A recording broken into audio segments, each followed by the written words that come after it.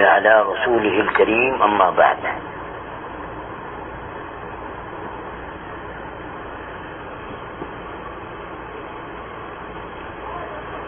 رسول اللہ صلی اللہ علیہ وسلم نے ارشاد فرمایا کہ مونچھوں کو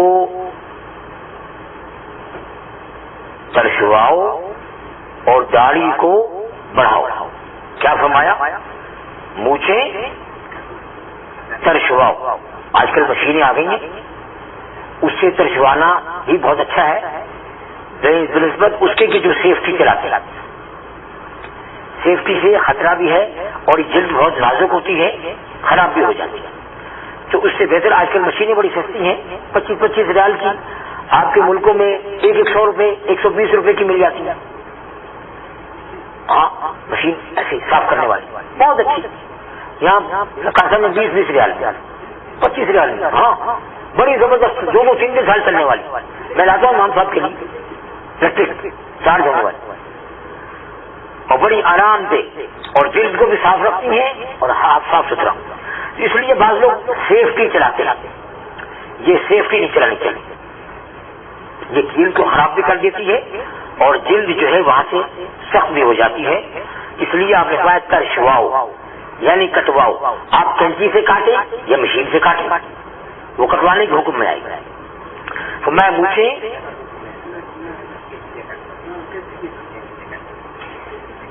آپ صلی اللہ علیہ وسلم مونچھیں ترشواتے تھے اور فرمایا کرتے تھے کہ حضرت ابراہیم علیہ السلام بھی ایسے کیا کرتے تھے. یعنی صرف یہ نہیں کہا کہ میری سنت ہے، سنت ابراہیم بھی یہی ہے. مونچھیں رکھ لینا اور داڑھی کو کاٹ دینا. آپ صلی اللہ علیہ وسلم کے پاس ایک کیسے کسرا کے سفیر آیا جس کی لمبی مونچھیں تھی اور داڑھی صاف تھا. آپ نے چہرہ پھیر لیا، پھر وہ ادھر سے آیا، آپ نے چہرہ اس طرف پھیر لیا، پھر وہ سامنے سے آیا، آپ نے پھر چہرہ نیچے کر لیا. پھر آپ سے اس نے کہا حضرت میں سفیر ہوں، میری بات سنیں، میں تو مہمان ہوں آپ کا. تو آپ نے فرمایا اپنی بات سنانے سے پہلے مجھے یہ بتاؤ کہ تمہیں یہ شکل بنانے کو کس نے کہا؟ تو اس نے کہا جی ہمیں کہا ہمارے قیس و کسرانی کا بادشاہ ہمارا، اس نے ہمیں کہا ہے. آپ نے پھر وہاں ارشاد فرمایا کہ میرے رب نے مجھے حکم دیا ہے کہ تو مونچھیں ترشوا داڑھی کو بڑھا. اور اس کی تفصیل حضرت عمر سے ہے کہ یکمشت داڑھی یہاں سے، یکمشت یہاں سے، یکمشت یہاں سے، یہ سنت ہے. اور 4 اعمال بتائے ہیں کہ اگر 4 اعمال جو کرے گا اللہ پاک اس کو اپنے ولیوں میں شامل کر لے گا اور اس کو ولایت حاصل ہو کر رہے گی. اگر وہ 4 کاموں کو کر کے اس پہ پابند ہو جائے. کیا فرمایا 4 کام؟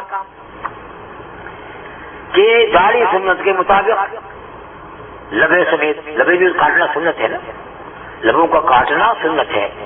بعض لوگ کہتے ہیں جی مجھ نہیں تو وہ انسانی نہیں، وہ مردی نہیں، اس کو خسرا بنا دیا معاذ اللہ. اور جو داڑھی مجھ دونوں کاٹتے ہیں انہیں کچھ نہیں کہتے. شیطان کی چال دیکھیں آپ.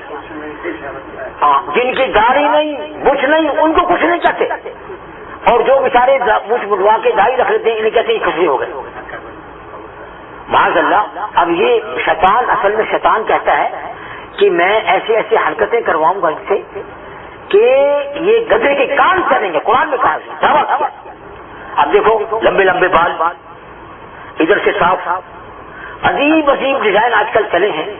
اور آج کل ایک ڈیزائن اور چلا ہوا ہے ابو تہی جسے کہتے ہیں کہ پینٹ کو اتنا نیچے رکھو کہ چوچڑ بھی نظر آئے.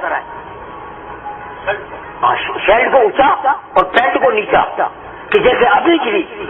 اس کو ابھی تہی کہا گیا کہ ابھی میں ابھی گری. اس کا یہ مقصد یہ ہے میں ابھی گری. اب اس قسم کے رواج چل گئے ہیں اور اس کو اپنا رہے.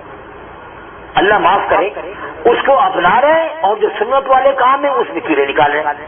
کوئی نوجوان لڑکا مونچھیں بٹھوا لے، داڑھی کو رکھ لے، اس کو اتنا مذاق کرتے ہیں، لیکن اگر وہ صبر کرے تو وہی مذاق کرنے والے اس کا اکرام کرتے ہیں. لیکن صبر کرنا پڑے گا، صبر کی ضرورت ہے یہاں پہ. اب یہاں ہمارے اسلم کہ یہ مونچھوں کا صاف کرنا یعنی ترشوانا اور خود ترشنا یہ میری سنت نہیں ہے. حضرت ابراہیم علیہ السلام کا چہرہ بھی ایسے ہی تھا. دیکھیے کتنا بڑا عمل ہے. میں آج کر رہا تھا 4 کام ہمارے قابل ہمارے جو کر لیں تو اس کو اللہ کا تعلق ملے گا, اللہ کا ولی بن کے رہے گا. اپنی عمر کے کسی حصے میں بھی اس کو تعلق مع اللہ مل جائے گا, اللہ کا کامل ولی بن کر ہی مرے گا. پہلا کام داڑھی یکمشت کے بعد کٹوائے. یکمشت امراض نہیں کہ سے مشت کر لے یا سے مشت کاٹ لے, بلکہ چھوٹی کے نیچے سے یکمشت, ایک مشت یہاں سے, ایک مشت یہاں سے, ایک مشت یہاں سے, داڑھی کا لیول پورا کرے. یہ ہو گیا. دوسرا فرمایا ٹخنوں سے اونچی سلوار, کیونکہ جو ٹخنوں سے سلوار نیچی رکھتا ہے, میں نے آج کل تو اللہ معاف فرمائے, اللہ ہدایت دیں ہم کو بھی اور ان علماء کرام کو بھی. ہاں ٹخنوں سے اونچی, ہاں ٹخنوں سے اونچی, ہاں نہیں ٹھیک نہیں, ہاں ٹخنوں سے اونچی سلوار, لنگی, پینٹ یا کوئی بھی چیز پہننے والی ہو وہ ٹخنوں سے اونچی ہو. اور آج کل علماء کرام کو دیکھا ہمامے بندے ہوئے, لمبے لمبے تورے لگے ہوئے اور ٹخنوں سے نیچی سلوار. معاذ اللہ, حدیث پاک میں تو اتنی سخت وعیدیں آئی ہیں, اتنی سخت وعیدیں آئی ہیں کہ میں پہلے کئی دو بیان کر چکا ہوں. اور قرآن میں بھی اللہ نے منع کیا ہے کہ کیا میری زمین کو پھاڑ دیں گے یہ تکبر کے مارے, اتنی نیچے سلوار کر کے کر دیں. اللہ نے ان کو ڈرایا, دھمکایا ہے. اور فرمایا کہ یہ دوسرا کام ہو گیا. کون سا؟ ٹخنوں سے اونچی سلوار, عورتوں کو ٹخنے سے نیچی سلوار. ساتھ میں ابھی وضاحت کرنی پڑتی ہے کیونکہ اب معاملہ الٹا سیدھا ہو گیا. اب مرد نیچی کر رہے ہیں, عورتیں اونچی کر رہی ہیں. اب لہذا جہاں مردوں کو تلقین کریں کہ وہ ٹخنوں سے کھولے, وہاں عورتوں کو تلقین کریں کہ وہ ٹخنے بند کریں. آج کرنے کا مقام ہے, سارے کام الٹے ہو گئے. عورتیں مردوں کے لباس اختیار کر رہی ہیں, ہاف گلے والے کرتے یہاں سے کھلے ہوئے اور یہ تریزوں والے کرتے پہن رہی ہیں, اور مرد وہ عورتوں کی شرٹیں پہن کے پھول بنا رہے ہیں اور پلاسٹک کی چوڑیاں پہن رہے ہیں. علماء الحفیظ, اللہ اپنی حفاظت میں رکھے. اور جن سے محبت کرو گے قیامت میں انہی کے ساتھ اٹھا جاؤ گے. المرء مع من احب, حدیث پاک ہے نا. جس قوم کے لباس سے, جس قوم کی جن حرکات فعل سے آپ محبت کرو گے, اپناؤ گے, قیامت میں انہی کے ساتھ اٹھائی جاؤ گے. ابھی یہود و نصارہ نے کی ہے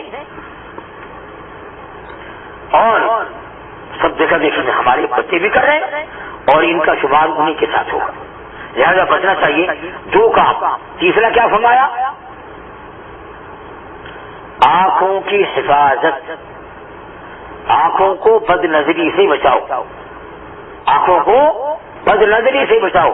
حکیم لقمان نے فرمایا تھا اپنے بیٹے سے کہ اے بیٹا, میں تم کو 6000 نصیحتوں میں سے 4 نصیحتیں تمہارے لیے تیار کی ہیں. میں نے 4 نصیحتیں, 6000 میں سے 4 نصیحتیں. سب سے پہلے جب کہیں باہر جاؤ اپنی آنکھوں کی حفاظت کرو. جب دسترخوان پر بیٹھو تو پیٹ کا خیال کرو, سمجھے جی. اور فرمایا کہ جب کسی محفل میں بیٹھو تو زبان کا خیال کرو, اور جب اپنے اللہ کے سامنے کھڑے ہو جاؤ تو اپنے دل کا خیال کرو. اس دل کو اللہ کے ساتھ لگاؤ, غیر جگہ بھاگنے پھرنے سے بچاؤ. وہ بھاگے گا دنیا کی طرف, اس کو کھینچ کھینچ کے اپنے اللہ کی طرف لگاؤ. تو اس میں حکیم لقمان کی 2 باتیں اس کے اندر بھی آ گئی. ایک نظر کی حفاظت کہ جب باہر نکلو تو نگاہ کو نیچی رکھو. اگر ادھر ادھر بھٹکاؤ گے تو یہ نمکینیاں اور بغیر پردے کی عورتیں گھوم رہی ہیں, آپ کی نظر خراب کر دیں گی. آپ کا بنا بنایا ذکر اذکار سب ضائع ہو جائے گا, سب صفر پہ آ جائے گا.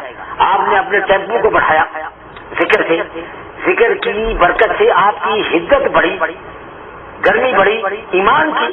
باہر گئے, بد نظری کری, غیر محرم عورتوں کو دیکھا, سب صفر پہ آ گیا. پھر شروع کرو زیرو سے. بد نظری ایسی بری چیز. اور فرمایا کہ چوتھا کام کیا؟ چوتھا کام اپنے قلب کی حفاظت. اس قلب کے اندر دنیا کی محبت نہ آنے دو, اس قلب کا حساب ایسا ہے کہ دنیا کے ساتھ تو رہتے بچاؤ، وہ بھاگے گا دنیا کی طرف، اس کو کھینچ کھینچ کے اپنے اللہ کی طرف لگاؤ۔ تو اس میں حکیم لقمان کی دو باتیں اس کے اندر بھی آ گئی۔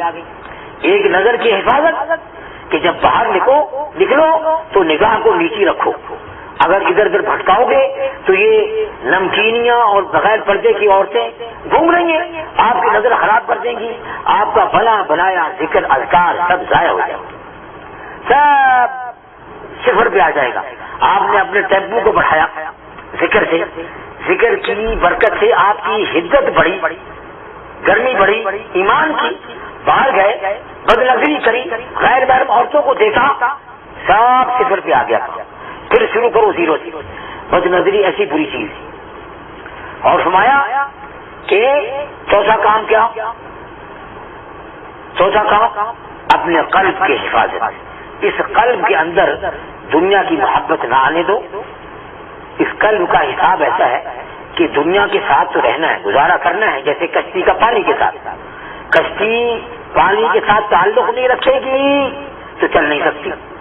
انسان دنیا میں رہتے ہوئے دنیا سے تعلق رکھے گا، چل نہیں سکتا۔ لیکن جس طرح کشتی میں اگر پانی آ جائے کشتی ڈوب جائے گی، تباہ ہو جائے گی، اس طرح جس آدمی کے دل کے اندر دنیا کی محبت آ جائے تو اس کا ایمان باقی نہیں رہے گا، تباہی میں آ جائے گا۔ اسی لیے اب کیا کرنا ہے؟ 4 کام بتائے۔ سب سے پہلے داڑھی سنت کے مطابق، چخروں سے اونچی سلوار اور آنکھوں کی حفاظت۔ چوتھا نمبر دل کی حفاظت۔ جب اللہ کی عبادت کے لیے کھڑے ہو جاؤ تو کوشش کرو کہ میرا دل اللہ کی طرف رہے، باقی غیر اختیاری اگر دھیان آئے تو کوئی حرج نہیں، ان پہ مواخذہ بھی نہیں ہے۔ غیر اختیاری اگر خیالات آتے ہیں کوئی مواخذہ نہیں، لیکن آپ خود دھیان سے سوچ کر لائیں، اس سے مواخذہ ہوگا۔ ترمذی نے اس کو بیان کیا۔ رسول اللہ صلی اللہ علیہ وسلم نے فرمایا حاجی کو سفارت 400 گھرانوں کے لیے قبول ہوگی۔ حاجی کی سفارت 400 گھرانوں کے لیے قبول ہوتی ہے، اور حاجی اپنے گناہوں سے ایسا پاک ہو جاتا ہے جیسا کہ پیدائش کے دن تھا۔ ترغیب و ترہیب عن ابی موسیٰ رضی اللہ تعالی عنہ، اس کے راوی کیا فرمایا؟ جب حاجی حج کرنے جاتا ہے اور وہاں اگر وہ اللہ پاک سے حج مقبول اس کو مل جائے، حج مبرور و سعی مشکور و ذنب مغفور ہو جائے، تو 400 گھرانوں کی سفارت اللہ اس کے قبول کریں گے، اس کے کہنے پہ ان کی مغفرت کر دیں گے۔ 400 گھرانے، 400 افراد نہیں کہا، اگر ایک گھر میں 10 آدمی بھی لے لیں آپ تو کتنے آدمی ہو گئے؟ 400 ہے۔ اب اتنا بڑا مقام ہے، لیکن حاجی بھی تو ہو، حاجی بھی تو بنے۔ آج حاجی بیچارہ حاجی بن ہی نہیں سکتا۔ پہلے کھانوں نے مارا، ہوٹلوں نے مارا، اب موبائل نے مار دیا۔ اب موبائل میں حاجی آتا ہے، پوچھتا ہے کہ آپ کے پاس وائی فائی ہے؟ ابھی پہلے پوچھتا ہے کہ آپ کا وائی فائی ہے، اگر یہ ہے تو ہم کمرے میں آئیں گے، اگر نہیں ہے تو ہمیں آپ کی تمام سہولتیں ہمارے لیے ملتی ہیں۔ کھانا ہے، چائے ہے، بیڈ ہے، اٹیچ باتھ ہے، ہر چیز ہے، مگر وائی فائی نہیں ہے، ہم نہیں لے کے جاؤ۔ وائی فائی ان کی زندگی کا ایک سہارا بن گیا ہے، اور حجاج کرام بیت اللہ کے بعد اپنے کمروں میں ساری رات وائی فائی میں کھیلتے ہیں، ساری رات۔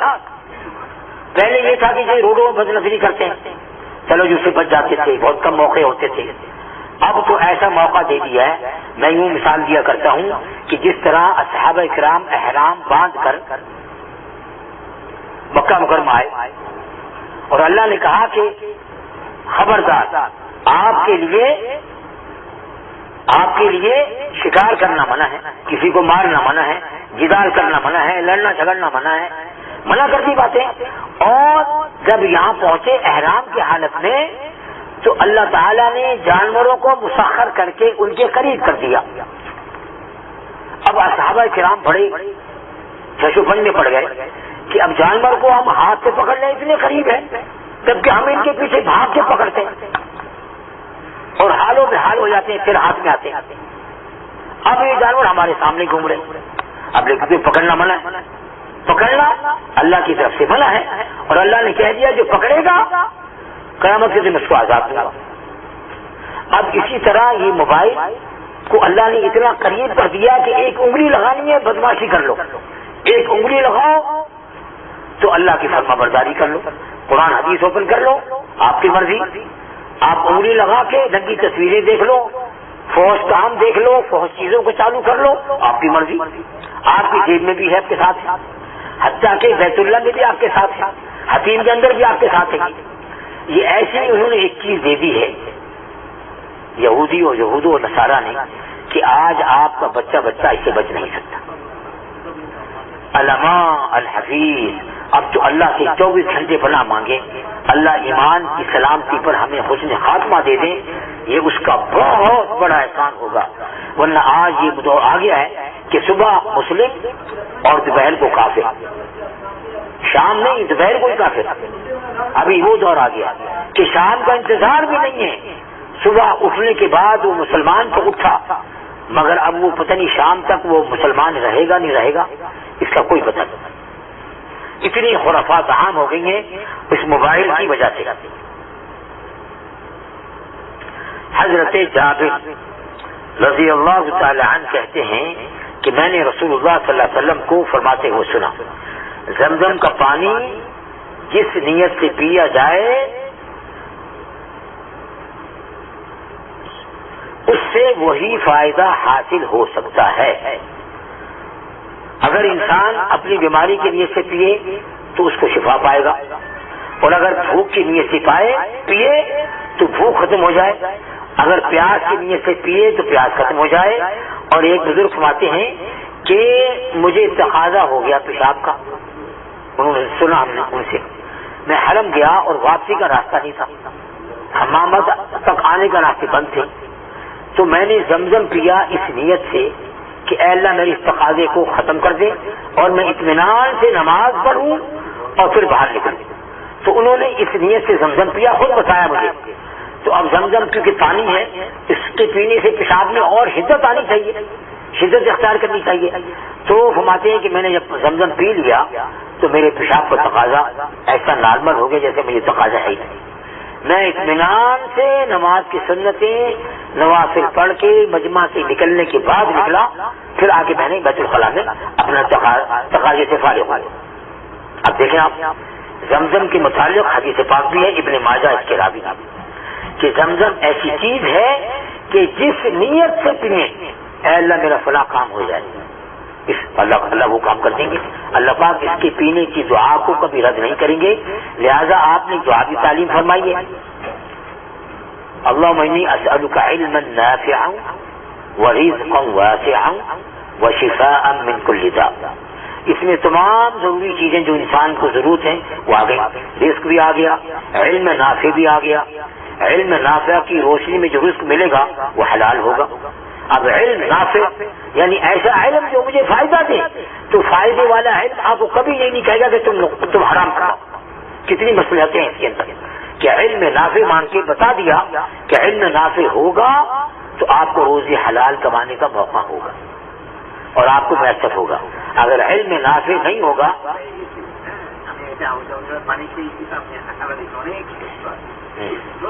بالکل بالکل صحیح۔ لہذا اب زمزم کو جس نیت سے پیا جائے اس کی وہ دعا وہ نیت اللہ پوری کرتے ہیں اور اس کو ضائع نہیں کرتے۔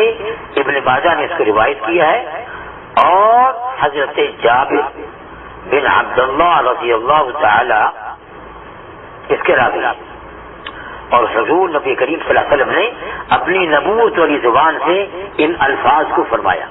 اس کی بڑی اہمیت ہے اور اس پر عمل کرنا چاہیے۔ اللهم صل وسلم دائما ابدا على حبيبك من زانت به العشور، ربنا تقبل منا انك انت السميع العليم وتب علينا انك انت التواب الرحيم، اللهم ارنا الحق حقا وارزقنا اتباعه وارنا الباطل باطلا وارزقنا اجتنابه، صلى الله تعالى على خير خلقه محمد وعلى اله وصحبه. اجمعین برحمتک یا